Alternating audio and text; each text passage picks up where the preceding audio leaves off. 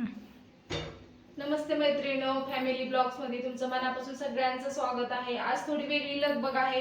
आज स्वयंपाक वगैरे काय नाही, हे रात्री आपण बनवलेलं होतं पराठे, त्यातलंच हे सगळं राहिलेलं होतं, थोडं थोडं फ्रीज मध्ये ठेवलेलं होतं। आज हेच आपल्याला पटापट बनवायचं आहे आणि परत आपल्याला आज आपल्या गावी जायचं आहे, कारण आपलं थोडंफार वस्तू पण राहिलेल्या आहेत तिथं। आणि म्हणलं आता नंतर आता उद्या परवापासून मुलांची शाळा सगळ्यांची सुरू होणार आहे, त्याच्यासाठी परत आपल्याला गावी जाता येणार नाहीये। काय आपलं थोडंफार राहिलेलं ते आता मी घेऊन येणार आहे, मग नंतर तिकडे जाणं होणार नाहीये। त्यासाठी ही लगबग आहे। आपली गाडी आपण आज रेल्वेने जाणार आहे, कारण आपल्याला न्यायला कोणी आलेलं नाहीये, त्याच्यामुळं रेल्वे आहे आपली। 1 वाजता रेल्वे आहे, तर आपण आज हे सगळं बनवून 1 वाजता पटापटा सगळं उरकून आज आपण परत गोपाळवाडीला जाणार आहे। हे बघा, आता हे पराठा बनवायचा आहे, थोडं थोडं राहिलेलं आहे आणि हीच खाऊन आपल्याला आज निघायचं आहे। तर आता हे वेगळ्या पद्धतीचा एक पराठा बनवणार आहे, एकदम साधा आणि सोपा। ही चपाती लाटून घेतलेली आहे आपली साधी सिंपल, ही वेगळा भाग केलेला आहे, ही वेगळा केलेला आहे। आणि आपल्याला हे आता बटाट्याचं सारण अशा प्रकारे लावून घ्यायचं आहे। एकदम बनवायला बी सोपा आहे।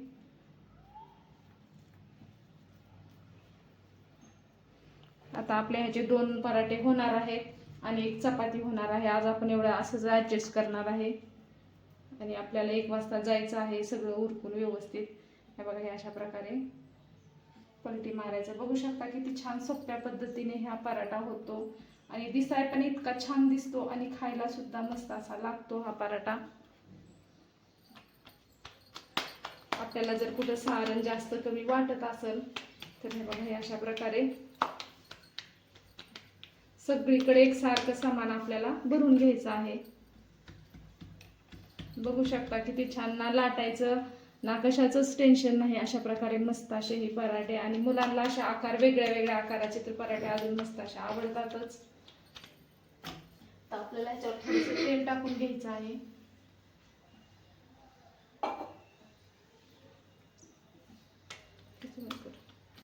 हे बघा, सगळीकडे मस्त असा पसरून झालेला आहे। हे बघा, असा आपल्याला पसारा पराठा सोडायचा।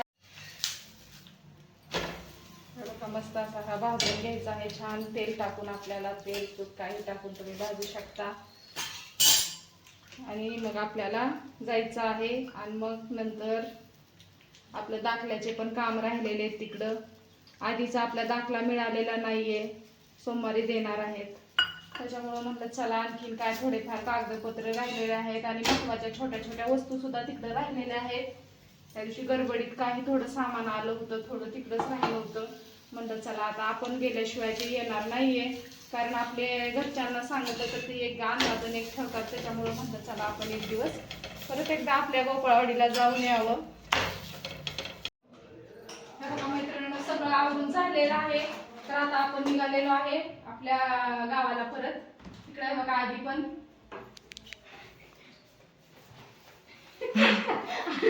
आधीला जास्त घाई झालेली आहे, त्याच्यामुळे आधी बॅग अडकून वगैरे काही तर थांबले नाही आधी, कारण आता गाव म्हणजे गाव आहे म्हणलं त्याला तर काही होणारच आहे।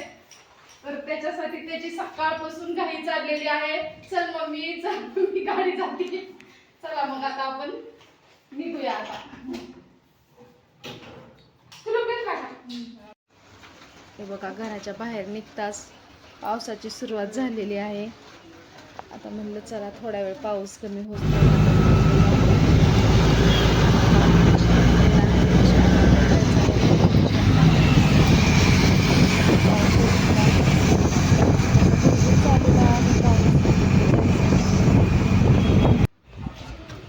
बघू शकता, एक 10 ते 10 मिनिटाचा रस्ता असेल रेल्वे स्टेशनला यायला। हे बघा, आपली रेल्वे लागलेली आहे, तिकीट वगैरे आपण काढलेलं आहे। फक्त 10 रुपये तिकीट आहे आपल्याला जायला दौंडला। रेल्वे लागलेलीच आहे। चढा, इथंच चढा। एकदम मोठी रेल्वे असते, की जास्त अजिबात गर्दी नसते, कारण ही रेल्वे इथूनच निघते।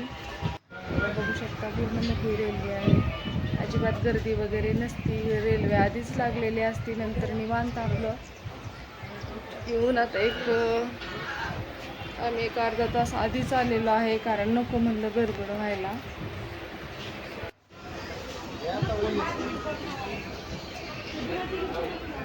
म्हणून आम्ही एक अर्धा तास आधी येऊन बसलेलो होतो रेल्वे.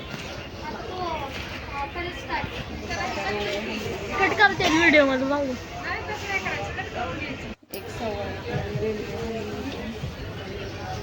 1:15 रेल्वे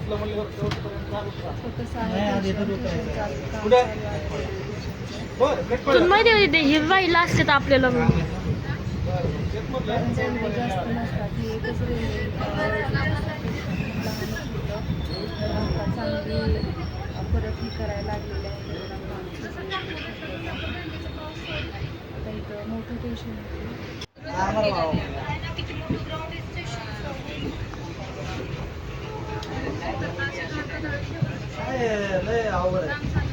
दिदे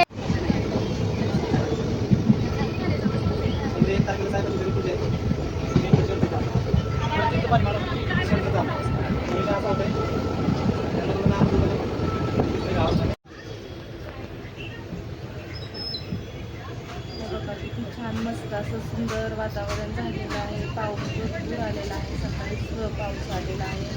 त्याच्यामुळे तिकडं बघेल तिकडं हिरवगार असं मस्त वातावरण झालेलं आहे.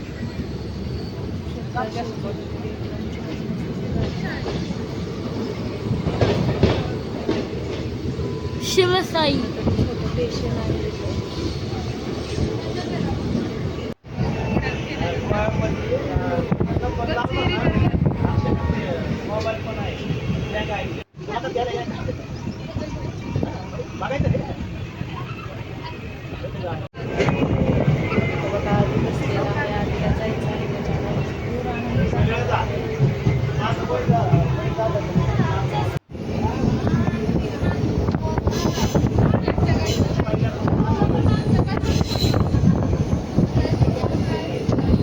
डोंगर कसं कसला य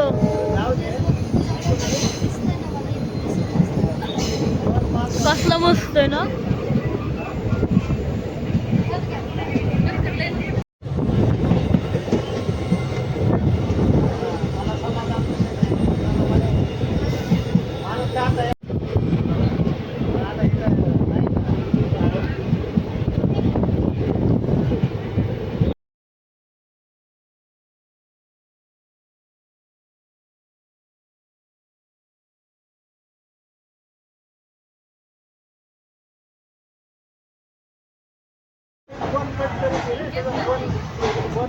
लय दिवसातून स्टेशन बघितलं मी.